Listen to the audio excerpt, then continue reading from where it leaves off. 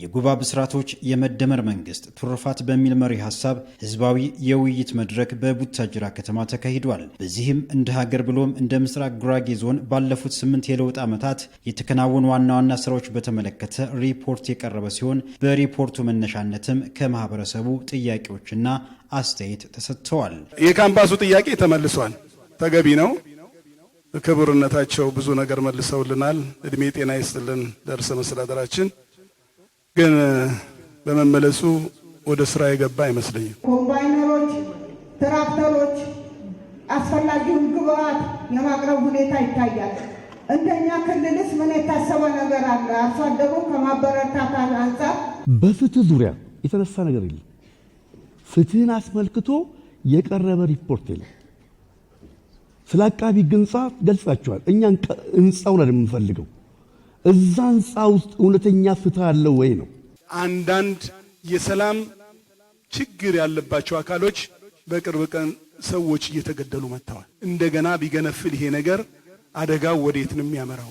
የከተማው የ10 ዓመት ፕላን እቅድ ለማስፋፋት ሲሰራ የመስጊዱን ጉዳይ ተካቶ ይሰራልን ብለን ተመላልሰናል። የኑሮ ውድነቱ ነው። ምንድነው የሚሰራው? ክቡርነቱ አሁን የከተማውን ነጋዴ ለመውቀስ ከአዲስ አበባ ሲያመጣ በስልክ እየተደዋወለ ትልቁ ባለሀብት ጋኑ ጋር ዋጋ ንረት አለ። አንድ ዘይት 2 ሺህ ብር ገብቷል። ስራ አጥነት ወጣቱ ላይ ተሰርቷል። በአሁኑ ሰዓት ወጣቱ የሚውለው የት ነው? ሺሻ ላይ። የት ነው? ሐሺሽ ላይ ተሰርቷል። ሪፖርቱ ላይ የለም፣ የተቀመጠ ነገር የለም።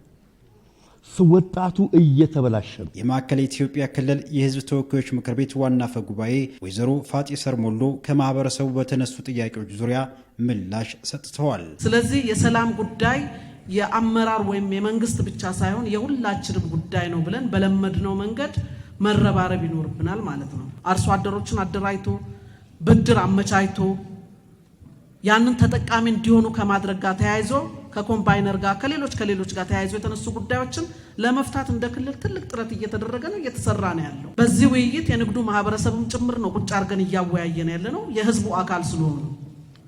ስለዚህ እዚህ አካባቢ ባልተገባ መንገድ ለመክበር የሚፈልግ ኃይል ካለ መንግስት መውሰድ ያለበትን እርምጃ እየወሰደም ነው፣ ይወስዳል። የምስራቅ ጉራጌ ዞን ዋና አስተዳዳሪ አቶ ሙስጠፋ ሐሰን እንዲሁም የቡታጅራ ከተማ አስተዳደር ከንቲባ አቶ አብዱ አህመድ ከህብረተሰቡ በተነሱ ጥያቄዎች ዙሪያ በተመሳሳይ ምላሽ ሰጥተዋል።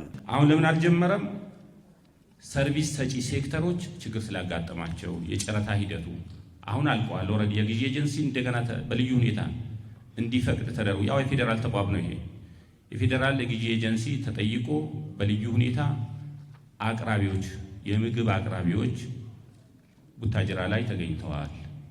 ስለዚህ ሁለተኛ ሴሚስተር ስራ ይጀምራል። ከስራ አጥነት ጋር ተያይዞ አንዱ ልዩ ትኩረት ሰጥተን የምንሰራው አንዱ ስራ አጥ ነው። ከስራ አጥ ጋር ተያይዞ የሰነዱ አካል ተደርጓል። ወደ 13066 አካባቢ ስራ አጦች ለይተናል። ከዚህ ውስጥ 10114 ወጣቶች ሴቶች ስራ አጦችን ስራ ዕድል እንፈጥራለን ብለን አቅደናል። በ5 ወር ከ5200 በላይ ወጣቶች ሴቶች ስራ ዕድል መፍጠር ተችሏል። ከዚህም 4100 አካባቢ ወይም አብዛኛውን ፓርት የሚሸፍነው በቋሚ ስራ ዕድል የተፈጠረለት ነው።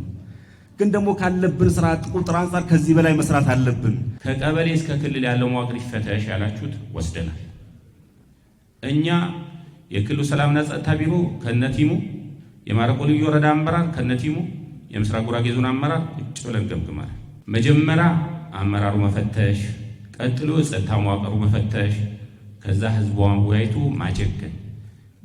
ገዳይ ነው፣ ወንበዴ ነው። አሁን ግልጽ ሆኖ ለማረቁም አይጠቅምም፣ ለመስቃን ህዝቡም አይጠቅምም። ከአርሴማ ከኦርቶዶክስ ጋር ተያይዞ እንደዚሁ ከሙስሊሙ ማህበረሰብ የመስጊድ ጥያቄ ጋር ተያይዞ 3 መሰረታዊ ጥያቄዎች እስከ ጠቅላይ ሚኒስትር ቢሮ ድረስ የደረሱ በተለይም በክልል ክቡር ፕሬዝዳንት አማካሪዎች ቢመለከታቸው አካላቶች በጋራ ውይይት የተደረገ የጋራ ኮሚቴ ተዋቅሮ እስከታች ከማህበረሰቡም ጋር ውይይት የተደረገ ኦልሞስት ችግሮቹ እየተፈተኑ ቦታው አልተነካም። ከማህበረሰቡ ጥያቄ በተገቢ መልኩ እንደ መንግስት ተይዟል፣ እንደ ፓርቲ በተገቢ መልኩ ተይዟል። መፈታት አለበት የሚል ጽኑ አቋም አለው።